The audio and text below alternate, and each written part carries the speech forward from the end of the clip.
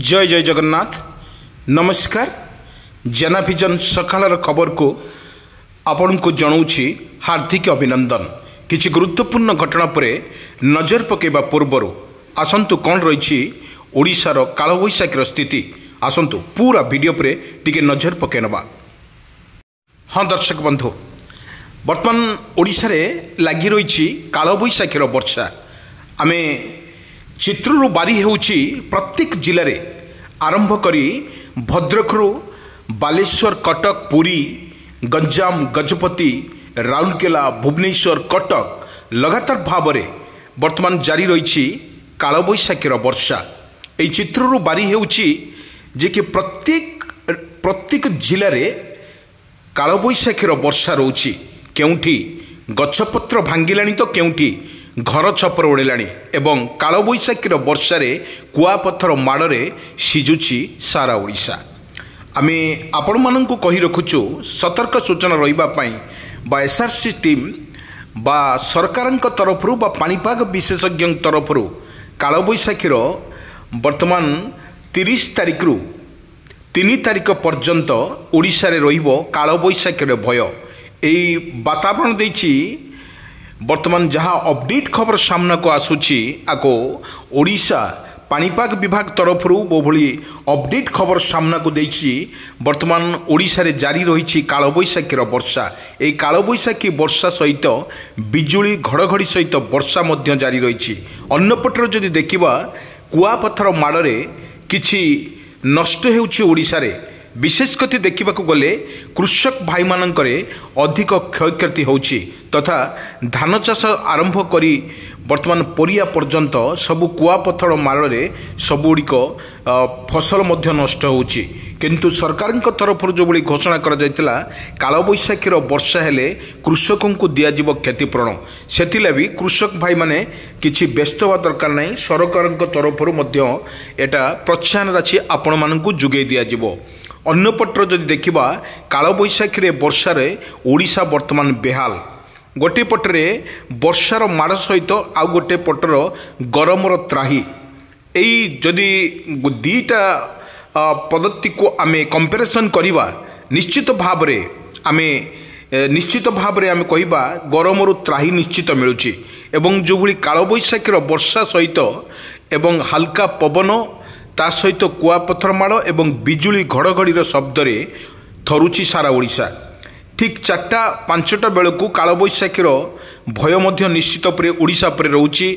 आपण को विजुअल माध्यम आमे देखिउछु। एइटिपाई देखंतु कालबैशाखीर प्रभाव किपरि ओडिशा पर पड़िछि ताहा मध्य धीरे धीरे भाव में स्पष्ट हेउछि।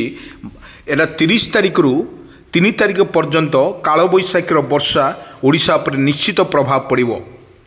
वर्तमान जो अपडेट खबर सामना को आसूची ओडिशा रे मे 3 जाए बिजुली घड़घड़ी सहित प्रबल वर्षिब।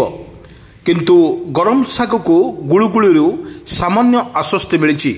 आसंता मे 3 तारिख जाए राज्य रे विभिन्न जिले में बिजुली घड़घड़ी सह प्रबल वर्षा सांग को कुआपथर माड़े बेहाल हेबो ओडिशा। किंतु एथिपाई येलो वार्निंग मध्य जारी करिछि भुवनेश्वर आंचलिक पाणीपाग विज्ञान केन्द्र। आसंता 24 घंटा मध्य बालेश्वर, सुंदरगढ़, केउंझर, मयूरभंज, झारसुगुड़ा जिले में गोटे किंबा 2टी स्थान रे बिजुली घड़घड़ी सह प्रबल वर्षा संभावना पई ऑरेंज वार्निंग जारी करिछि आंचलिक पाणीपाग विज्ञान केन्द्र। आमे जदि कहिबा एई जिला गुड़िकरु झटका पवन बेग घंटा प्रति 25 ରୁ 60 किलोमीटर बेगरे पवन बहिबार संभावना रही। सेपरी अनुगुल, ढेंकानाल, जाजपुर, सुंदरगढ़, भद्रक और केन्द्रापड़ा जिले में गोटे किंबा 2टी स्थान रे बिजुली घड़घड़ी कुआपथर सह झटका पवन पई येलो वार्निंग जारी करिछि आंचलिक पाणीपाग विज्ञान केन्द्र।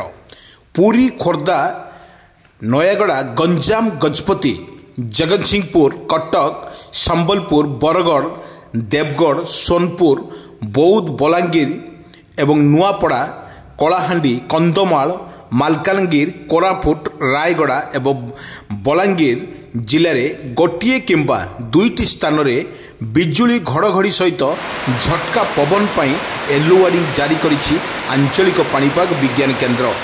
ଏପ୍ରିଲ 29ରୁ 30 ଯାଏ ମଧ୍ୟରେ ବାଲେଶ୍ୱର, ଭଦ୍ରକ, କେନ୍ଦୁଝର, ମୟୂରଭଞ୍ଜ, ଯାଜପୁର ଜିଲ୍ଲାରେ ସନ୍ଧ୍ୟା ସମୟରେ ଗୋଟିଏ କିମ୍ବା ଦୁଇଟି ସ୍ଥାନରେ ବିଜୁଳି ଘଡ଼ଘଡ଼ି ସହିତ କୁଆପଥର ସହ ଝଟକା ପବନ ପାଇଁ ୟେଲୋ ୱାର୍ଣ୍ଣିଂ ଜାରି କରିଛି ଆଞ୍ଚଳିକ ପାଣିପାଗ ବିଜ୍ଞାନ କେନ୍ଦ୍ର।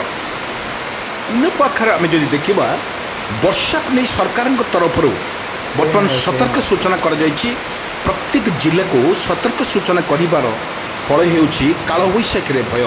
ଏହି କାଳବୈଶାଖୀରେ ଭୟରେ ଅସ୍ତବ୍ୟସ୍ତ ହେଉଛି ସାରା ଓଡ଼ିଶା ଏବଂ ଯେଉଁଭଳି ଗରମ ଗୁଳୁଗୁଳି ସହିତ ଝାଞ୍ଜି ପବନରୁ ନିସ୍ତାର ମିଳିଛି, କାରଣ କାଳବୈଶାଖୀ ଆଣିଦେଇଛି ଆଶ୍ୱସ୍ତି ଖବର।